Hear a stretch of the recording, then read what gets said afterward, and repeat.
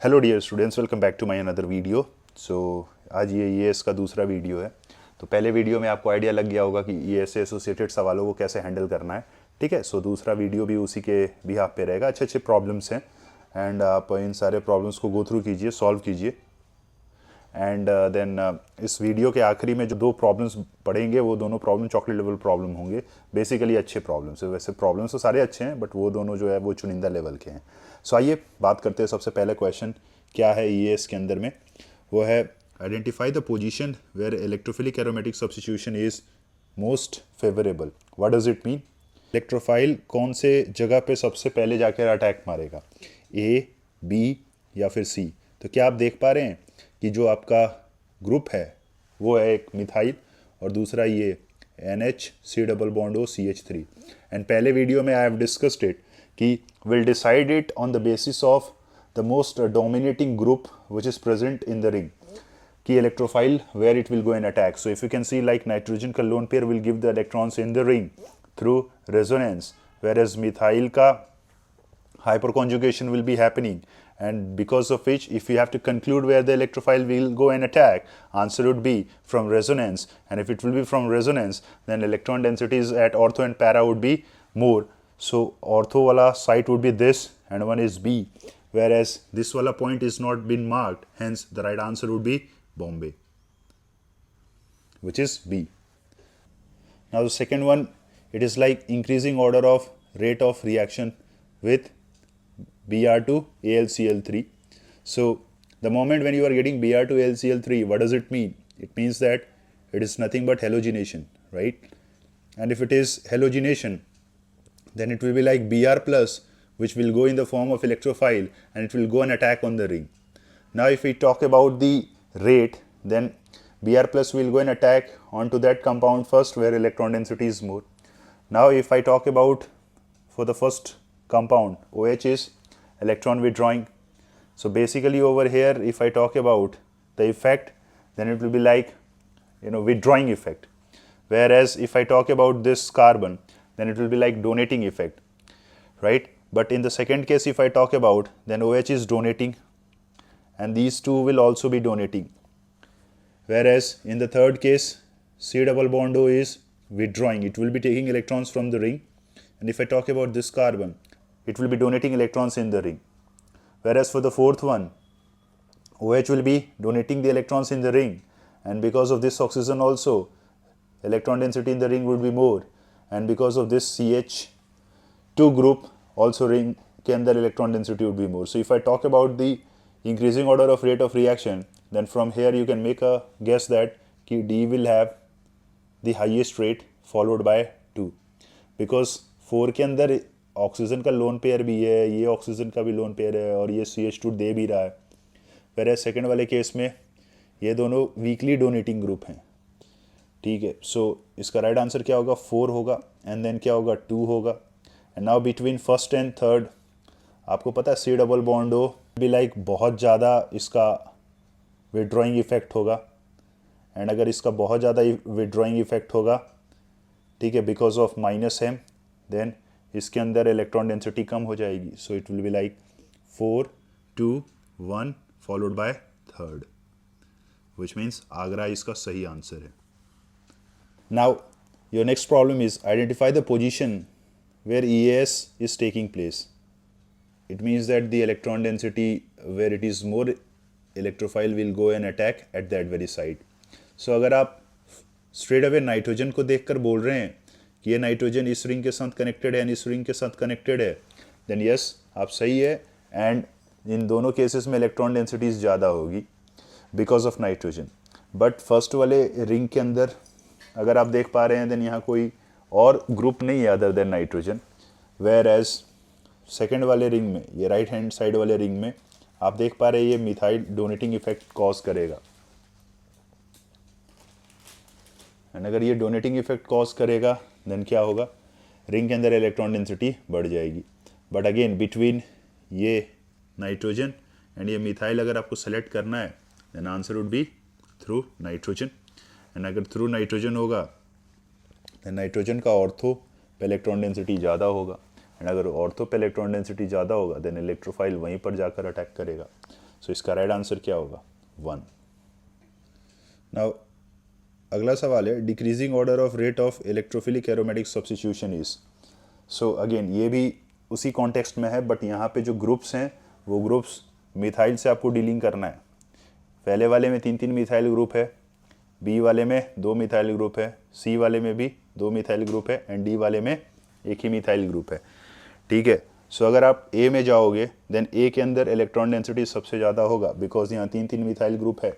जो sigma complex बनेगा वो सिग्मा कॉम्प्लेक्स 3 मिथाइल के होने के कारण ज़्यादा स्टेबल होगा।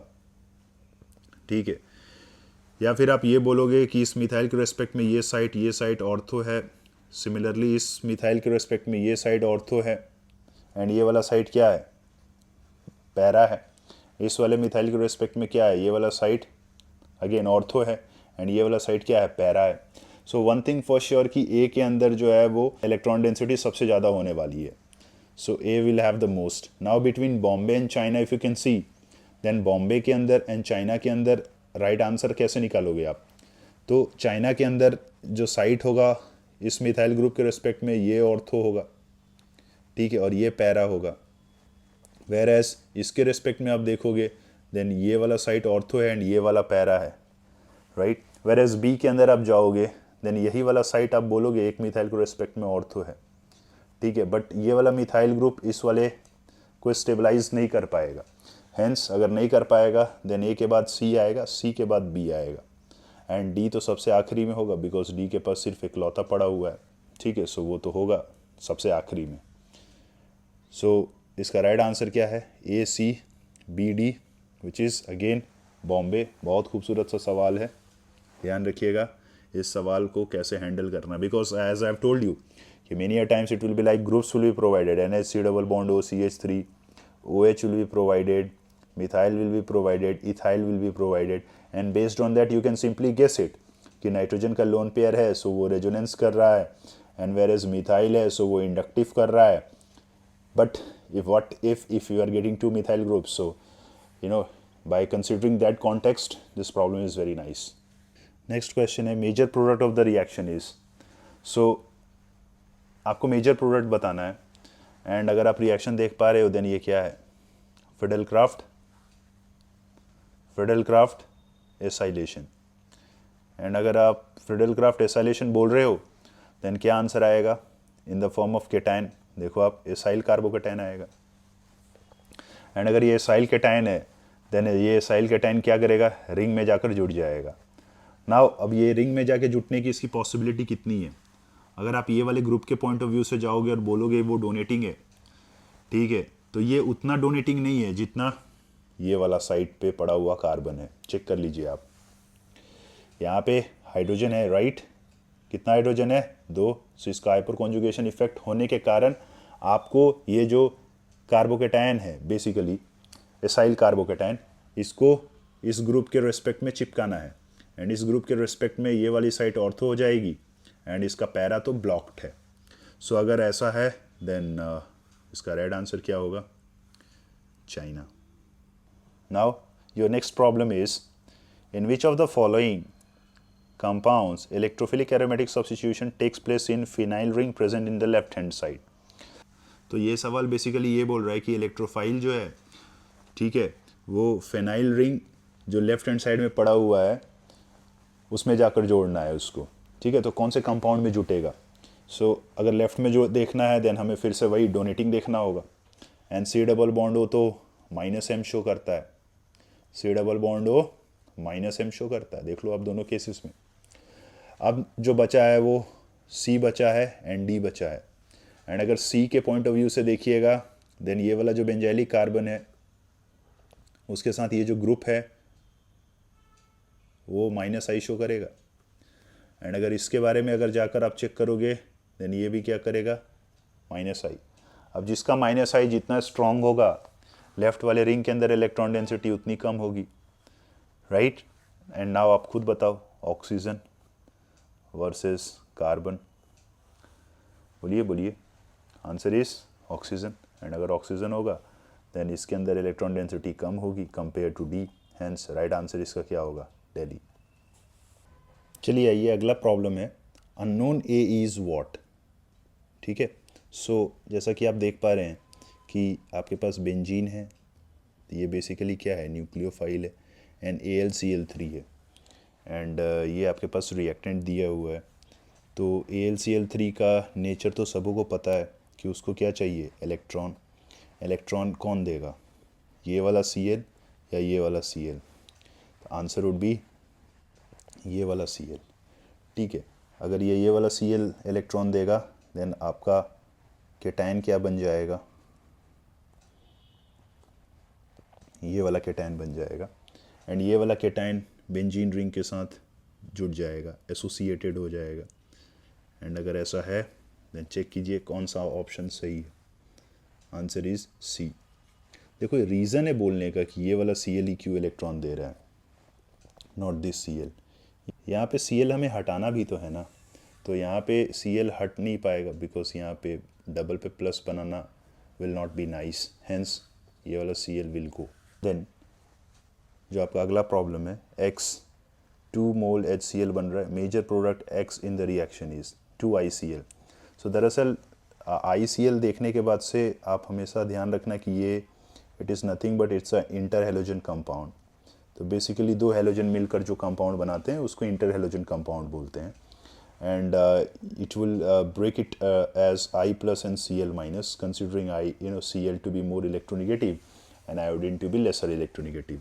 Now यहाँ 2 मोल है, मतलब 2 बार आपको I plus चिपकाना है, एंड अगर आप 2 बार I plus चिपकाओगे देन आप क्या कंसिडर करोगे, NH2 का डोमिनेटिंग इफेक्ट कंसिडर करोगे या फिर NO2 का? आंसर इज NH2 का। एंड अगर आप NH2 का कंसिडर करोगे देन यहाँ पे ऑर्थो साइड पे आयोडीन लगा दीजिएगा आप, ठीक है। एंड नाउ फिर आपके पास दूसरा आयोडीन फिर से लगाना है, एंड अगर आप देखोगे देन NH2 है, आयोडीन है, NO2 है, किसके भी आप पे आंसर करोगे, NH2 के भी आप पे। सो एक आयोडीन आप यहाँ चिपका दोगे। सो इसका राइट आंसर क्या हो जाएगा, चाइना। NO2 के बिहाफ से you will not be answering, ठीक है। इलेक्ट्रोफाइल आ रहा है, सो रिंग के अंदर इलेक्ट्रॉन डेंसिटी किसके कारण ज़्यादा हो रहा है उसको प्रायोरिटी देकर आई का अटैक कराना है उस साइट पे, समझे। सो बॉम्बे तो गलत हो जाएगा, आगरा भी गलत ही है, एंड दिल्ली भी गलत ही है।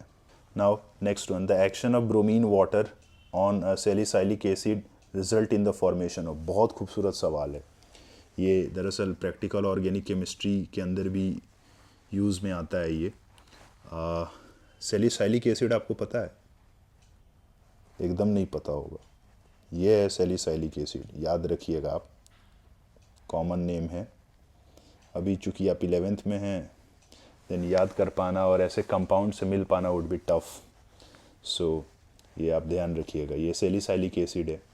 एंड जब हम ब्रोमीन वाटर ले रहे हैं so it is nothing but bromine को हम पोलर सॉल्वेंट में ले रहे हैं, एंड अगर हम पोलर सॉल्वेंट में ले रहे हैं ब्रोमीन को देन OH के रिस्पेक्ट में जितने भी साइट हैं ऑर्थो एंड पैरा वाले, उन सारे साइट पे ब्रोमीन लगा देना है।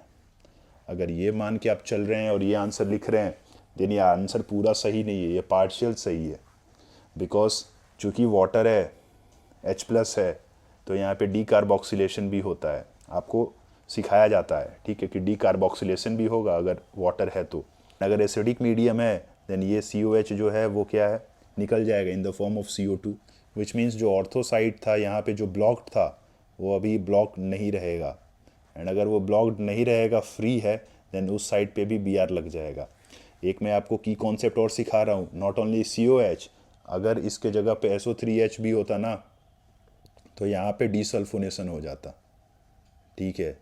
तो चूँकि अपना क्वेश्चन COH का था तो यहाँ क्या हुआ, डीकार्बोक्सिलेशन। बहुत इंपॉर्टेंट है, याद रखिएगा। एंड ये तो आपको पता ही है ना, इसका वाइट PPT बनता है। अगर ये OH को हटा के मैं NH2 कर देता तो भी वाइट PPT, ध्यान रखिएगा, ये POC में यूज़ होता है प्रैक्टिकल ऑर्गेनिक केमिस्ट्री में। लास्ट चॉकलेट प्रॉब्लम इज़ ये वाला, AlCl3 है, ये कंपाउंड है, 4 ऑप्शंस दिए हुए हैं। सो ये तो आपको पता है ना कि इंट्रामोलिकुलर रिएक्शन फास्ट होता है, एंड अगर इंट्रामोलिकुलर रिएक्शन फास्ट होता है तो आओ इसको चेक करो, बनाओ इसको, कैसे सॉल्व करोगे आप। एल्यूमिनियम को इलेक्ट्रॉन चाहिए, राइट। इलेक्ट्रॉन देगा कौन, ऑक्सीजन, और कोई नहीं देगा। कौन सा ऑक्सीजन इलेक्ट्रॉन देगा बताओ, जो बीच में सैंडविच्ड है वो देगा क्या? Answer is no. वो काय देगा? वो तो ऐसा रेजोनेंस वगैरह कर रहा होगा। सो ये वाला ऑक्सीजन इलेक्ट्रॉन देगा, ये इसके साथ इंटरेक्टेड रहेगा विथ अ प्लस। नाउ अब क्या होगा, ये वाली बॉन्ड पोलराइज होगी एंड ये वाला जो बॉन्ड है वो हम तोड़ देंगे। आप ज़रूर से बोल रहे हो कि हम यहाँ सिग्मा बॉन्ड तोड़ रहे हैं। Yes, you are right. Actually थोड़ा सा डेल्टा ये होता है। सो अगर सिग्मा तोड़ रहे हैं देन आंसर क्या आएगा? CH2 CH CO AlCl3 and यहाँ क्या आएगा? डबल बॉन्ड हो। एंड अगर मैं इसकी बात करूँ देन ये CH2 होगा और ये क्या होगा? C ट्रिपल बॉन्ड हो। चेक करो, बेसिकली यहाँ प्लस आएगा, वो इस ऑक्सीजन के साथ रेजोनेंस करेगा। ठीक है, उसके बाद अब क्या करेंगे कि जैसा कि मैंने बोला आपको कि इस वाले कार्बन पे क्या आएगा? प्लस आएगा। ठीक है, तो अब बेंजीन रिंग के अंदर इलेक्ट्रॉन डेंसिटी ज़्यादा होगा एंड जिस साइट पे ज़्यादा होगा उस साइट वाला कार्बन इस प्लस पे अटैक मारेगा। ठीक है, सो आपको ये पता है CH2 हाइपर कॉन्जुगेशन करेगा एंड उसके ऑर्थो साइड पे क्या होगा? इलेक्ट्रॉन डेंसिटी ज़्यादा होगा। तो मैं ऊपर वाले का लेके चल रहा हूँ। ठीक है, सो यहाँ पे इलेक्ट्रॉन डेंसिटी अगर ज़्यादा होगा तो वो इस वाले कार्बन पे अटैक करेगा एंड अगर आप देख पा रहे हैं अगर उस कार्बन पे अटैक करेगा देन यहाँ पे 1 2 3 4 5 6 आपको 6 की रिंग मिलेगी। सो अगर 6 की रिंग मिलेगी देन आप देख लीजिए, you will be getting something like this.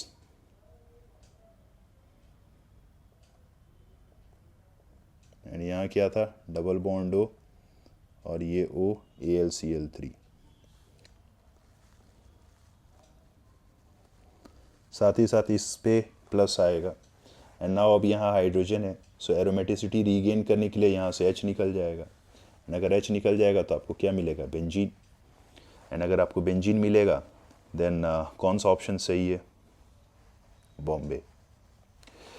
हाँ, यहाँ पे कार्बोक्सिलिक एसिड होता है, जैसे कि मैंने बोला थोड़ा सा जेंटल हीट एंड H+ के प्रेजेंस में ये वाली बॉन्ड फिर टूट जाएगी। So you will be getting carboxylic acid. So it's a beautiful concept based on intramolecular reaction. आप इन सारी कॉन्सेप्ट्स को ध्यान में रखिएगा एंड मिलते हैं अगले वीडियो में फिर से कुछ चुनिंदा लेवल प्रॉब्लम्स के साथ। टिल देन पढ़ाई करते रहिए। Take care, bye bye.